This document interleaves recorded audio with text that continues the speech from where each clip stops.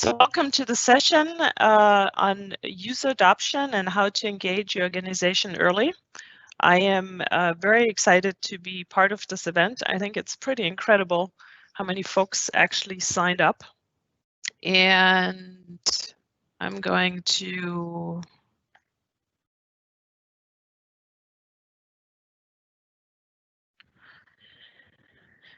get started here first. Was a little bit about myself. My name is Antje Lamartin. I am based in Munich, Germany, and I am Senior Customer Success Manager at If Blueprint. I've been working with the Microsoft platforms for the past 10 years. So I started about 10 years ago with SharePoint 2010. That was the old on-premise world, and as everybody else have moved into the cloud since. Well, other than topics you hear about here in this whole platform, I spend my time knitting and skiing, and especially the knitting helps me a lot to digest all the different things I hear in client projects, because my focus is adoption and change management. So I deal with people on a daily basis, almost 24/7, and I like it that way. So you also see my contact information at the bottom on LinkedIn. Feel free to connect with me. I'd love to hear from you. And if you want to say a few words that you were in the session, then I also know where you came to me from. I'm also on Twitter. Feel free to follow or tweet. Just go for it. As always, these type of events cannot happen without the generous sponsors. Please do take a look in their rooms. I believe you can get to the rooms from the homepage of the event. Look around, and it appears that if you have at least 5 correct answers, you're in for a chance to win a 3 Oculus Quest all-in-one. That sounds pretty good to me, and I think that's a really nice incentive. You might have seen this as well. SharePoint Conference is now the Microsoft 365 Collaboration Conference, and it's supposed to be on in March of next year in Las Vegas. Let's keep all our fingers crossed that this is also going to happen. And last but not least, before we move into the topic here, I find it really cool that 10% of the funds from the sponsors go to support community relief. So if you find it yourself that you also want to give a little bit, the links are right here. And I'm already being forced into my session, and that's great. So how does it start typically with IT projects?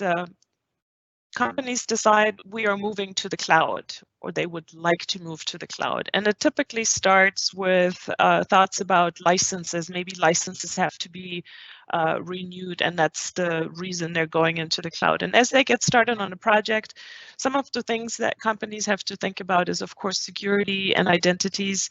Again, I'm in Germany, so GDPR is a huge topic in our world here. Then, of course, you got to figure out the network. Is that all in place? And then at some point, of course, comes the question, well, why do we want to move into the cloud? Microsoft Teams is the product within that platform right now, at least for the end user. And a lot of companies have heard about it and want to give it a try. Maybe some folks come in from a previous company and they say, all right, let's go Teams. But then, of course, there's OneDrive and SharePoint, and then there's Planner, and there's Yammer, and there's the Power Platform. And the focus typically is on the IT side from the get-go, and the end user remains a very fuzzy object and is really hard to grasp. And then as we roll out whichever product we're picking, and maybe if we check a little bit later, a few months later, we might actually find that, yeah, people are using it, but technology alone didn't really solve our problems. And this is where really the user adoption part comes in, where we have to make sure that we engage with our users from the get-go. So in order to give you some ideas how to go about it today, I would like to cover these topics. And the first one that I'm going to dive right into is the topic of discovery. Now, if you look at the world, and especially the IT world, it really has changed a lot over the last few years. It has become much more complex. The systems are not as simple anymore. Companies might have different systems, programs, software running. On top of it, release cycles are much, much shorter. I don't know how many of you have started out in the on-premises world. I'm sure if you have, you do remember that, well, the release cycle in those days were 3 years, right? Was 3 years. And then as a company, if finally Microsoft came out with the new version, we actually had the option to decide if we wanted to upgrade or not. So companies were very much in control of their environment, and now by moving to the cloud, of course, there are a lot of benefits, but one of the things that's maybe not that easy to deal with is the fact that, well, new functionality is coming, and once it arrives in your tenant, you don't necessarily have the option to turn it off or tie it down. At the same time, business users are more informed nowadays. So in the olden days, if I asked something of IT and I didn't get it, I tried to figure out a solution, but probably grumble. But nowadays, you easily just go on Bing or Google, you figure it out. And most websites, I've noticed, are a lot of websites when it comes to programs. I mean, there for sure is a download button, and that finger itching to click that button is there. So folks like to download things very quickly, which of course leads to shadow IT. And they're not afraid anymore to find their own way if IT can actually not provide it. So our goal should be to deliver a solution that is based on the actual needs of the end users. And with that, the very first step should be to identify your stakeholders for your project.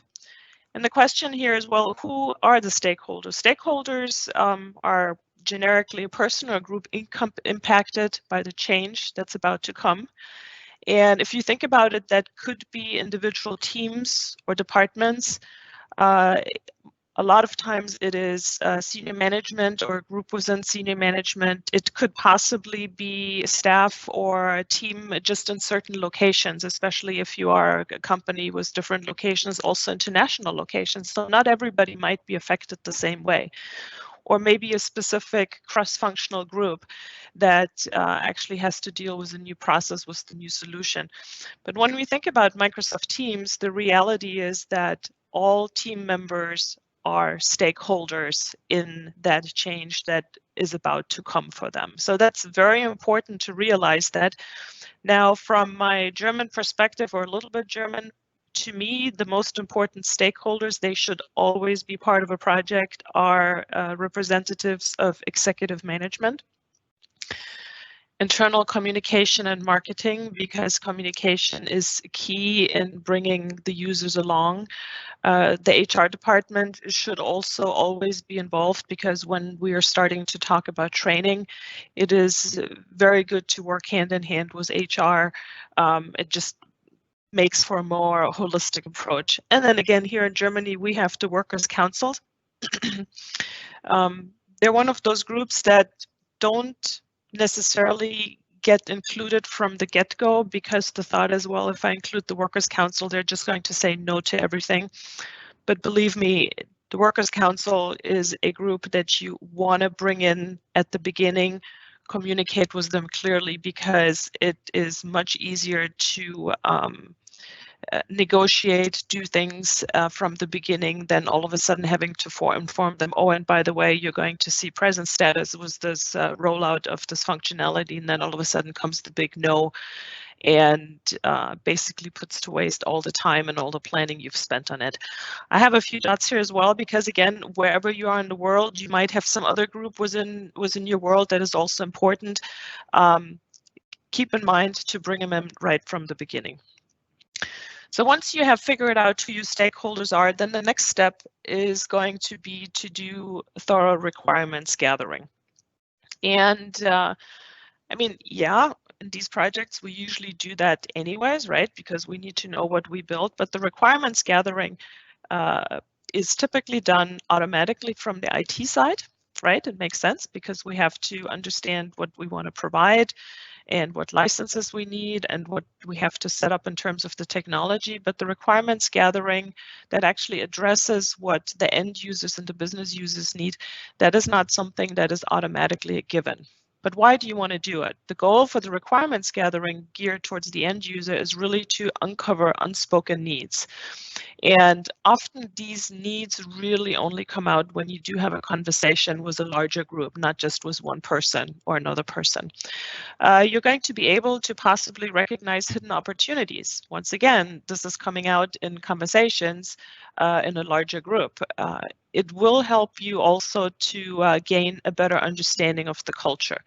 And that is something that I have come across many, many times, that we often have sort of an understanding how the culture is within a company. But once you sit down with different departments or teams or also cross-functional groups, you're actually going to start realizing that there is an overall culture within an organization, but there can also be little pockets of different cultures depending on the managerial style. If there's a manager who is a complete micromanager, but overall the company allows you to do things, well, that team under that micromanager will look at things very differently than others in the company. So there you also have the ability to connect team members beyond their daily work and their usual teams. I always like this idea because I'm a huge fan of building and nurturing a network. And it also allows you, but also the participants, to develop and increase empathy amongst each other. So to really start understanding where the others are coming from. And if I, from one department, am unhappy with something, and I all of a sudden find out that the one thing that I'm unhappy with is something really important for the other department, I believe that goes a long way towards better collaboration across teams as well as possibly locations. So what could some of the methods be for requirement gathering? I am personally a fan of small group interviews where you sit down with a group of folks from one department or also mixed together from other departments, where you actually go into it in a conversation, but you record it in a creative way. You see here a mind map. One of the things I've noticed that if you actually start typing things down, say in OneNote, one line under the other, kind of structured, it really hinders the free flowing of thoughts. So I like mind maps because whatever comes to your mind or to one's mind, participant's mind, you can just throw it on there without immediately already showing where it should be. Of course, small group interviews, you might now say, well, but wait a second, we're really in a large company. Well, you can quantify the results there by turning them into a survey or a questionnaire that you then send out to a larger group. And then, of course, requirements gathering, there's always the way of doing innovative workshops. You see here a sample was a sailboat where you basically walk in and say to the participants, well, what are the things that really work well for us? What are the things that don't work well for us in terms of, say, collaboration, communication, and then work out those results. So try to be innovative and work also with pictures, do new things. I know that a lot of times participants don't really understand what they're in for, and that is okay as long as we deliver it in small dosages, and then they're going to be able to come along. So after the requirements gathering, the next step would be to define user personas and build the business scenarios. And through those workshops where you got your requirements, this is in those workshops, you can also start working on some user personas. And the persona is basically a general description of a type of team member within the organization. You're going to define attitudes and goals and also needs regarding IT equipment and access. And it is a fictitious person. It is not a specific person. And this really allows you to combine the different topics from different people into one persona.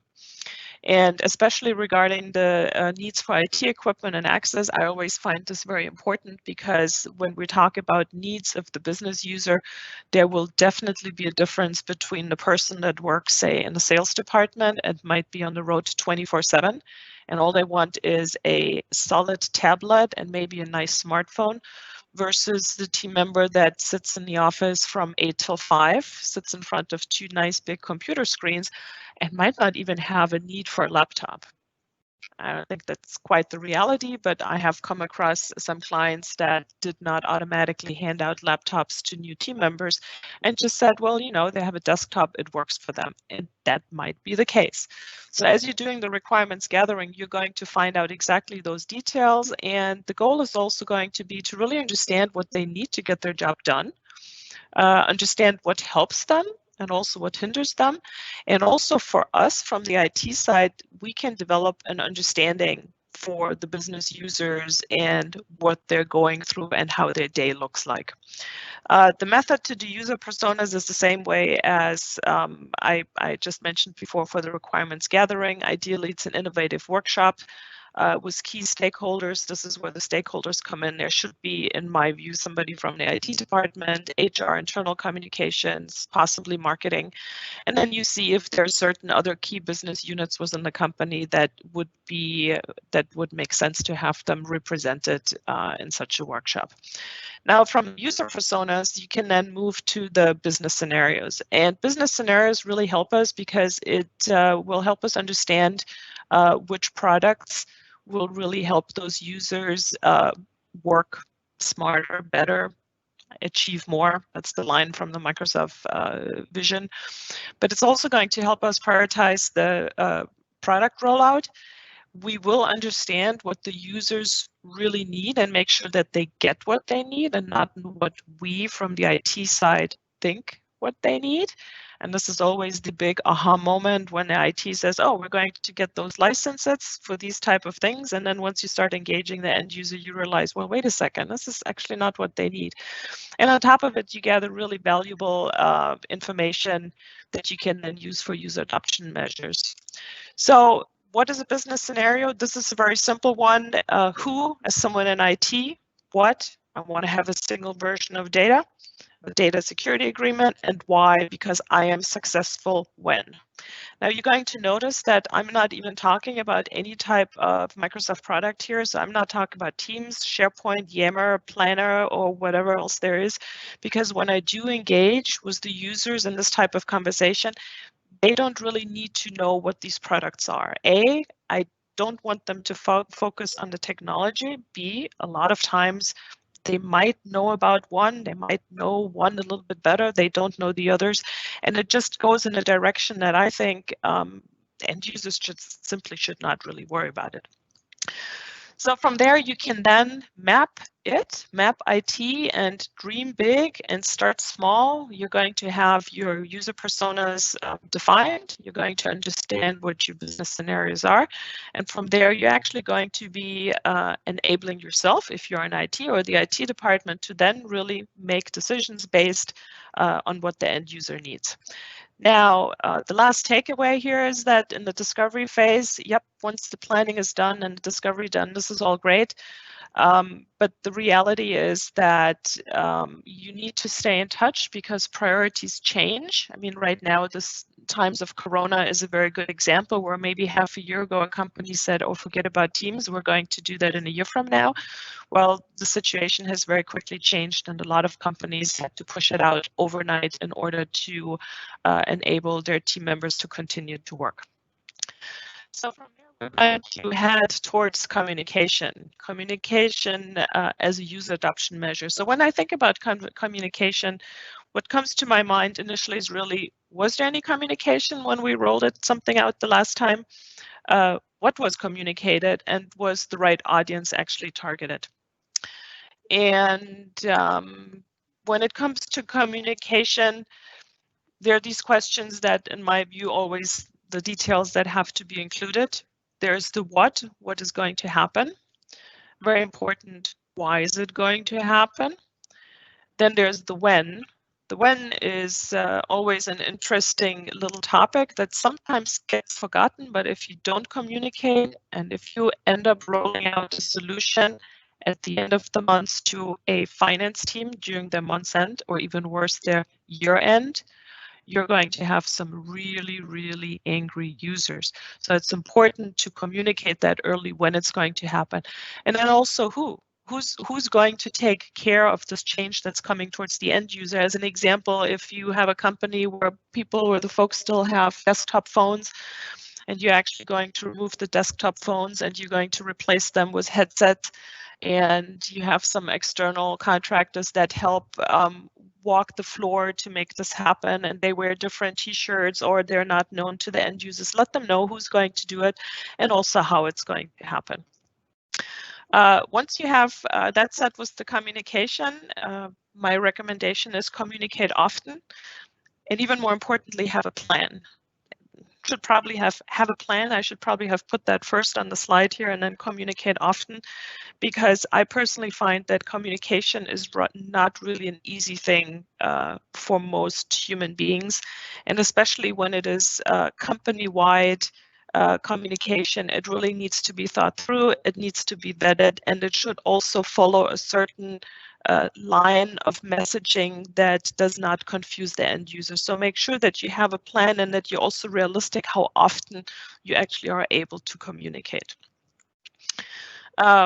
Another piece of advice is stay in control. So if somebody else says, oh yeah, no problem, we're going to take care of it, and you are the project manager for that rollout, make sure that you somehow stay in control, because as I said, just because a communication piece is supposed to go out on the 15th of the month does not necessarily mean that also happens that way, because especially if you have an IT person as well as an internal communications person, and maybe the message has to be vetted. Sometimes things get delayed, so it is important to stay in control of the messaging.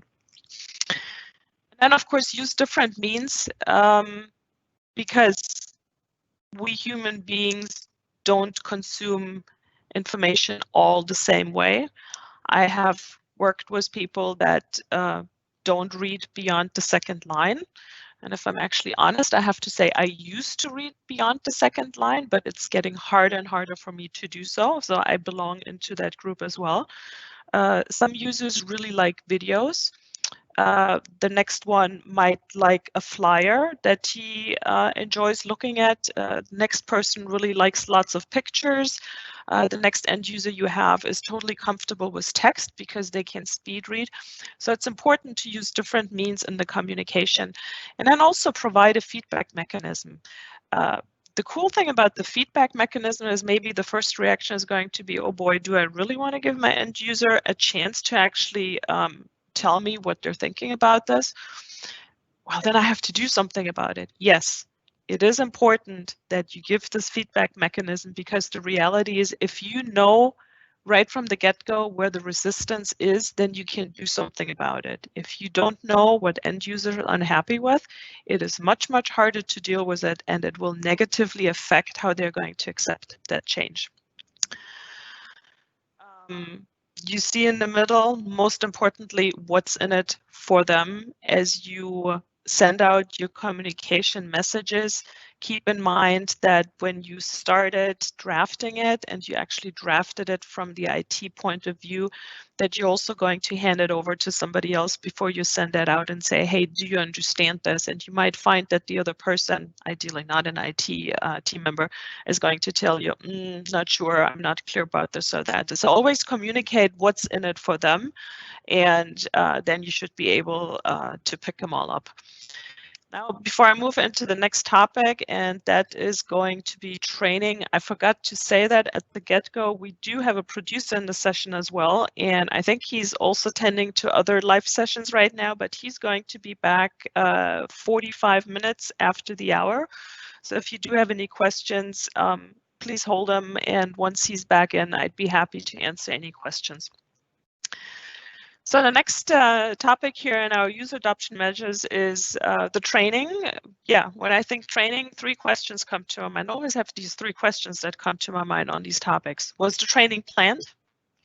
Was it delivered in time?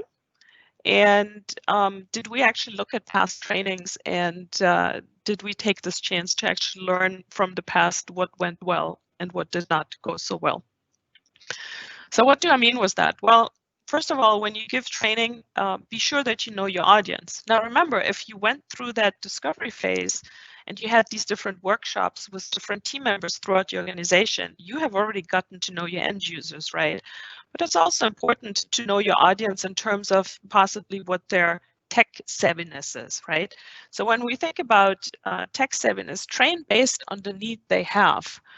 And as an example, I would say here, when companies move into the online world of Microsoft 365, all of a sudden there are things available such as co-authoring, and we have versioning, and that's really some exciting stuff. But if you are actually training users and their job mainly entails to answer phones and connect folks with each other, then to them this is, well, it's nice training, but it's a waste of their time, and this is really not what they need. Now, in the past, what I've done was training. I have started lunch and learn sessions where one of the sessions I did quite a few years ago is, we did move into the Microsoft world, but we basically did a session on the usage of Outlook. And you'd be surprised, I mean, how many people really just use the basic things in Outlook. But then from Outlook, we moved on into PowerPoint. Yeah, I know, we're still not really in the Microsoft world or in the online world, collaboration world. But then in that session on PowerPoint, I had the marketing team co-present the session with me. And at some point we came to the question, well, where do I save those files? And this is where we then moved into SharePoint, OneDrive, Teams, and started going towards the collaboration world.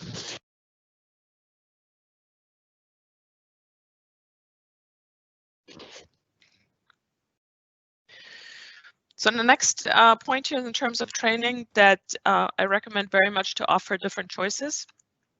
Just like users consume communication in different ways, it is the same way also with training. Not every user likes a live training. Some users do. Some folks like to read things, so maybe flyers are a good idea, but it is also important here again, and it connects right away with know your audience, know how your audience consumes things, and then offer choices so there's something in it for everyone. And last but not least, use your audience's language. That's one of my favorite ones because, I know when we come from the IT side and we are really excited about certain things like co-authoring. I mean, if I say co-authoring, I know exactly what it means. I mean, all my coworkers, they know exactly what it means. But if you come to an end user, well, co-authoring is a term, and then they have to start thinking about it. Yeah, okay, they could do that, but why not make it easy for them? Why don't you, instead of saying co-authoring, is that working simultaneously on a document? Well, that is clear language. Once you have set this language, then you can ease into that actual term co-authoring. And this way they have then become familiar with it, and it makes it easier for them to really absorb that. But also, as with the other things, training, consistency is key. Keep giving, be consistent, and use different means. And by consistent, that also means having a plan is a good idea so that you actually know what training is coming up and that you can deliver on time and also with quality. So from the training, let's move on to the support. Yes, you guessed it right. 3 questions that come to my mind when I think about support. Was support considered? Was it actually planned? And was the support actually ready to support? Now, it's a magical question, and I think it's kind of a no-brainer that the support team needs to be informed and also to be trained, but it is often a reality that the support is kind of forgotten. And I don't think it's on purpose. I just sometimes think that when we think of IT support, you think, well, those are the expert in terms of IT, right? This all comes naturally to them. And well, of course, they know what's going on. I've been part of an IT team once where my desk was just a few over from our IT support guys, and it was actually quite surprising, or maybe not surprising to me, how many times they were asked questions about software and programs that maybe were installed somewhere within a department. This is where the term shadow IT comes to my mind again, and they had no idea that it was even in use. So as you're rolling out a big solution, make sure that you inform your support ahead of time.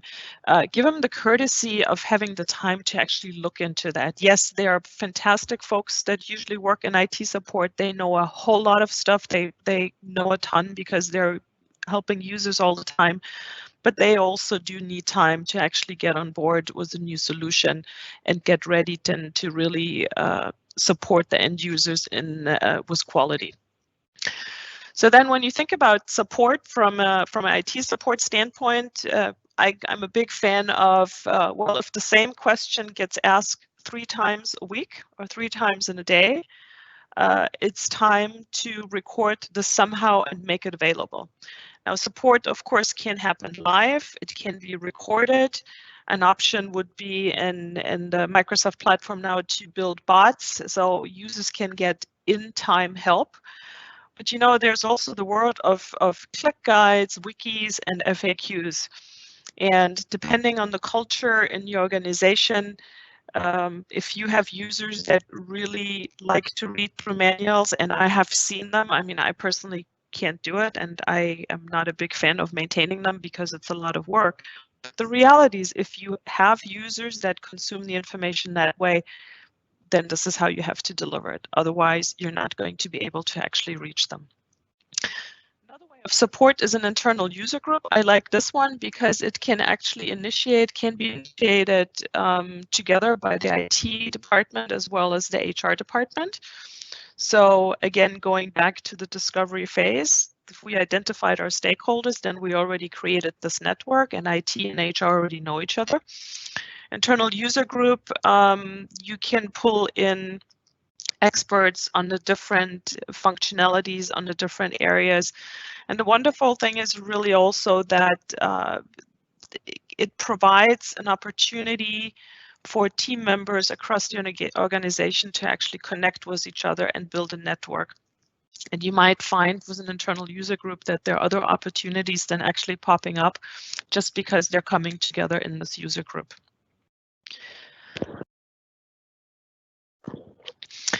And last but not least on the slide, I have the Champions program.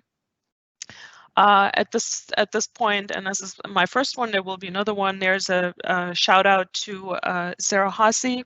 I think she already presented about 10 or 12 hours ago when I was still sleeping here in Germany. But Sarah once developed a really great Champions program. It is also part of the Microsoft Adoption Specialist certification, where you can actually take a look.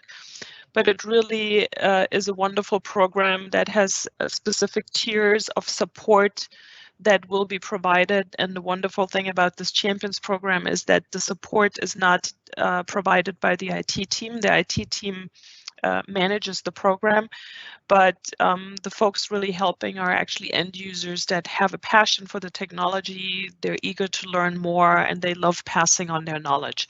So Champions programs are always a help as far as I'm concerned, because again, it connects the end users and it also takes pressure off the IT team, which is important. But regardless of what you do, always keep in mind that you want to empower the others. It is okay to pass on knowledge. You don't have to hurt it and keep it to yourself, because the more you empower the others, they're going to like doing, they're going to like working with this new program. And also figure out if there's a way of rewarding them. Now, this again depends which country you're in. Here in Germany, it's a little bit iffy with the rewarding. In the United States, it might be a little bit easier. I mean, the reward could be some company swag, from a cup with the logo to God knows what ideas you can have.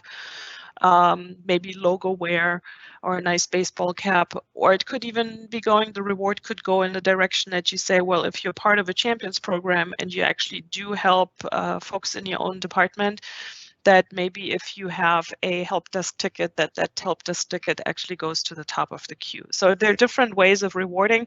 I personally still think that the most rewarding reward for human beings is that if you actually get public praise, it's one thing if my manager pays me a compliment in my one-on-one meeting, but if he does it during the team meeting and he compliments me on a job well done, this actually goes a really, really long way to provide a good attitude and make people feel good.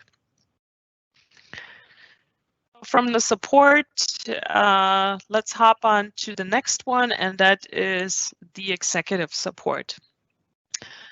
Well, executive support is certainly a very, very important topic, if not the most important topic. And when it comes to executive support, what comes to my mind? First question is when I work with clients is, do you actually have executive support? And if you do have the executive support, then the next question is, do you have it in theory or do you actually have it in practice? And as just a little story out of my own life, I used to work in a company and I was responsible for SharePoint. And this was at the beginnings of the online collaboration. And my own direct manager and my one-on-ones, he was always telling me, Antje, you're doing a good job. This is really great. I like it. And I thought, well, I'm cool. I have executive support. He's happy. I'm successful. We're all good. And then one day I was actually walking into the kitchen to get a cup of coffee and I overheard two of my coworkers talking to each other. And one said to the other one, well, you know, that guy, let's call him Tom. Tom, God, he sent me this huge file again as an attachment. And he keeps sending these files and I always have to reconcile all these versions. And then oftentimes he does it 15, 20 minutes before a meeting and it just stresses me so much. And I overheard this and I had to kind of jump into this conversation. I said, what did you just say there? What Tom is sending files as attachments? And because of this coincidental overhearing of this conversation, I actually realized that my executive, my own supervisor, and he was one of the top guys in the company, yeah, he did support this whole thing, but really just in theory, not in practice. So again, here, it's important to understand where your users come from. And this was the most valuable information I could get because at that point I walked into Tom's office and I said, hey, Tom, I heard you sent out an email with an attachment. How come? And this is where I realized, and in the end, it was my own failure. So it was my own learning as well, that I just never properly trained him and showed him how to simply just drag and drop a file into a library. The conversation took 5 minutes. I showed it to him. And from then on, he never ever sent a file as an attachment. So it is really important to understand if you do have the support just in theory, also in practice. But from the change management side, it is really important. The key job, the most important job for an executive is to participate actively, to communicate directly, and to build coalitions. And what does that mean? That simply means that if you're going to roll out Yammer, you have to engage your executive to actually participate. Because if he or she, in this case a she, if she's not going to be seen in Yammer, it's probably going to be slow moving to roll something like Yammer out. She's going to have to also communicate directly. Why are we rolling out Yammer? How does it fit into our strategy? And communicate directly should be at a very, very high level because then it is the individual managers at the different levels that who then can go into more detail and then also respond to questions from the team members. And then the last but not least is really building coalitions, because if you have different locations in a company and yes, you have an exec support that communicates directly, but if there's one location on the other side of the world and they're really not coming along for this ride, you have to go to the executive level. So she builds the coalition with the local exec there to really help drive the message, why it's important for the company, why we need it, and how we're going to do that. Now, in terms of the support, don't be afraid to solicit it actively.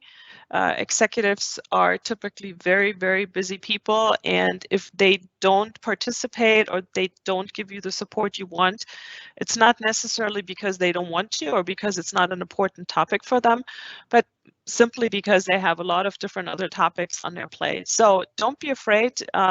Ask them directly, reach out to them, and if you can't do that because you're at a much different level from the exec or in a different location, then use your network to obtain it, right? If you want the top guy or the top gal to actually support it, but it's hard to get there, well, then start with your immediate manager and then work your way up from there. Use your network that hopefully you've built within your own company to get that support. Now, one more point about executives is the higher executives move up on the ladder, the more they start thinking in terms of numbers. So a statement like, oh, you know, teams would just really help us to work smarter or better. This is something that's really not quantifiable. So it's important to think in terms of numbers because this is what counts for them. And again, this is my shout out to Sarah Hossie. She has on her blog post, and I believe I have it in my last slide, she has a simple exercise how you can calculate return on investment and then also use it in the conversations with the different executives.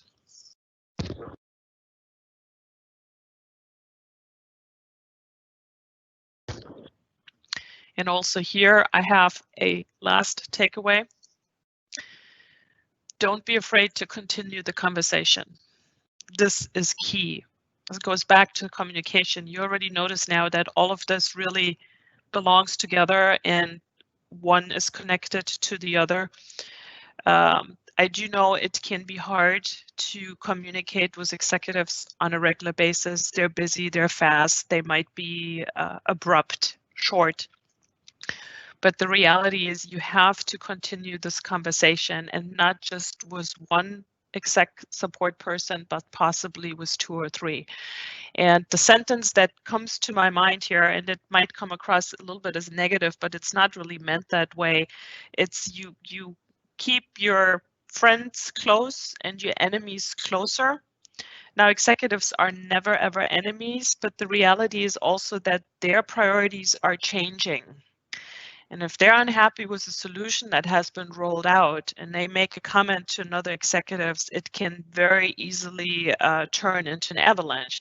I mean, it's really not much different if you're an exec level or if you're at some other level in your company. I mean, if you have a person that voices their unhappiness with something, it will create waves and it will have a ripple effect. So make sure that within your communication plan, it's more kind of an internal communication plan. You also have a line there that actually states and shows and plans for regular conversation with the exec support. So now we're going to come to the last topic, and that is culture and change. And yeah, culture in companies, I already said it earlier. It's a very interesting topic, and you're going to have many different people working different ways. You're going to have folks that are going to say, well, we're always done it that way. Why would I have to change, right? And then there's the other person that says, ooh, I heard about this new thing, Teams. I want it right away. This is really shiny. Or, oh, I want Yammer. Let's go on to there. They're going to be business users in your company that will have no problem uploading files. They probably will welcome transparency. For the next person, transparency might be a huge challenge. That also can depend on the managerial style. Again, of their manager. If I have a micromanager, I'm probably much more careful how I transparent. I want things done than if I have a manager that actually just gives me something to do, gives me a deadline, and then doesn't care if I start 2 hours before the deadline or 5 days before the deadline. So that also affects how people and users are actually shaping the company culture. But I think generally speaking, it is definitely a good idea to be mindful of where the other person comes from. Again, if you have a good network, you probably even have an idea what folks' background is, what their experiences are, and more importantly, how these experiences informed them. Because the reality is no matter how many times we tell our end users, welcome, come in, give it a try, this is good for you, the biggest hurdle to change with a new solution is fear. And it is the fear of the unknown. It is the fear of lack of confidence. And it is also the fear of change in status quo. And I think the unknown we can definitely all relate to, right? If I don't know something, well, that means, oh my God, now I have to learn something new. But what if others actually find out that I don't know much about it? Well, does that mean I actually then come across as not competent anymore? There also note, the higher a user is in an organization, the less likely they're going to be willing to publicly say, and publicly I don't mean in front of the whole company, but even within a team, I don't know about that. And like, cloud is a complex thing, and all this collaboration stuff, I mean, this is not easy, right? We all know this. And then also, if I all of a sudden have a lack in competence, well, does that change my status quo? Will I not be respected anymore? Does that maybe diminish my chances at getting the next promotion within the company? So that fear factor is a very, very complex topic. But I do have one more slide here. And in this slide, this is actually taken out of the ProSci playbook. ProSci is a change management methodology that is also used by Microsoft. And within the ProSci methodology, there is the Edgar model, which is describing the 5 elements of successful change. And when we're talking about change, it's very important to understand that change comes from within individuals. Change does not happen because an executive team or leadership team of 4 or 5 people says, hey, we have to do this and we have to change. Change actually starts with the individual, and it starts with awareness. And I have a perfect example here because this just happened to me 10 days ago. Well, the whole Corona situation started about 2 months ago, and then all of a sudden we could only work from home. And here in the Munich area and Bavaria for a while, we were not allowed to go to work, only to go shopping. And well, I was sitting at my computer a lot. I couldn't turn it off on time in the evening, and I started gaining weight. And I really didn't feel that well, but in order for me to make a change about the situation that I'm gaining weight and I'm not sleeping well anymore, I first had to actually become aware of the situation. I talked to another friend of mine and she said the same, and she said, well, you know, I mean, this Corona is driving me crazy. I still cook the same way. My kids are at home all of a sudden, all the time. We have 3 meals. This is just too much for me, and I just can't get off my computer and start moving. And I had this idea, so I'm actually doing workout challenges now with a few friends of mine. So she was telling me about this, and this is a true story. This actually happened, so I'm not making this up. And she said, hey, why don't you, well, actually she didn't say why don't, she said, well, I'm doing these challenges with a few friends of mine, and I have 5 challenges going, and they really help me stay on top of it. And she told me about it, how she sleeps better, and how she has more energy, and how it gets her through this difficult time. And that allowed me to actually develop a desire to want to give this a try. So here was my desire, my awareness came, okay, I'm not feeling well, I don't sleep well. Then all of a sudden my friend said to me, well, I have this idea for a challenge. I jumped on it with another person. And then I realized, well, what do you mean challenge? How do I do this now, right? And thank God my friend found this great website where you can pick from God knows how many challenges, from workout over what you eat, how much you move. And then we did that together. And in order to acquire the knowledge, now there were some exercises that I wasn't familiar with. So what did I do? I had to train myself. So this is where the training comes in. I basically went onto YouTube, watched a few videos, read an article about it. So now when I do an exercise, a specific exercise, I know how to do it right, so I don't hurt myself. But as we train users, right, or as I trained myself, I also noticed that ability is an interesting topic, because some of these exercises I could simply not do, because many, many years ago I had an ankle injury, and there are certain exercises that I really had to mend. Some of them I could not do, even though I exactly had the knowledge how to do them. So this is how I moved from the knowledge into the ability phase, and I had to adjust my workout regimen. And then at the very end, after the ability part, comes the reinforcement, right? Well, if you do something just once a week, that's good. But if you do it 2 or 3 times a week, that's even better. So now you have to get into a habit of actually repeating the new thing and the new activity in order to reinforce it. And there, the actual goal is going to be that this new thing at some point is just going to flow into your daily routine, and it's not new anymore, but it's the new standard that you're adhering to. So when you think about this now in a company perspective or a business perspective, change is very, very hard for human beings, and it starts with the awareness, and only when there's awareness, and that starts with communication, then end users can actually develop the desire to actually go along and do that. And when they have the desire to go along, they might not have the knowledge yet. So this is where training comes in. You have to help them learn it and figure out how to do that. And then you're also going to notice that even if you train them, they might not all have the ability to do that. So this is okay. Again, be mindful. Not everybody's going to come along at the same speed, in the same width of what they want to do. And then in the end, it's the reinforcement, which kind of goes back to the other to the top four, where you have to kind of adjust a little bit to make it easier. So as you keep this in mind, the elements of successful change, it starts with the individual, and with all of this, we have the chance to actually make it more than just another IT project, to really help our end users to engage and also use what we're rolling out. And hopefully, if you just do half of it, everybody is going to live happily ever after, and make your life easier as well. And this concludes my session, and I have one more slide for you. Would just say a big thank you to all of you for joining. I would love to have some speaker feedback to see what I did well, what I should improve on, and also provide us event feedback through these 2 barcodes. And at this point, I don't know if Joel is back. Let's take a look.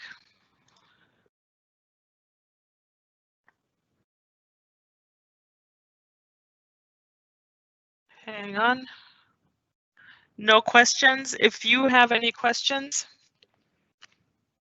feel free to ask them. Yep. Hello. Hi, I'm back. I've actually been waiting, kind of lurking, but great Good. session, really good content, very relevant. Thank you. Do we have any questions? I don't see any in the queue. Yep.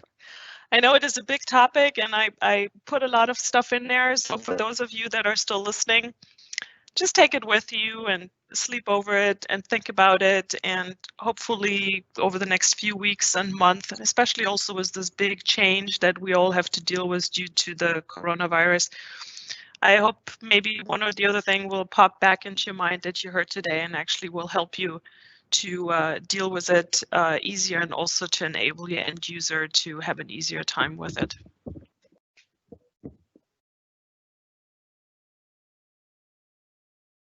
The next presenter.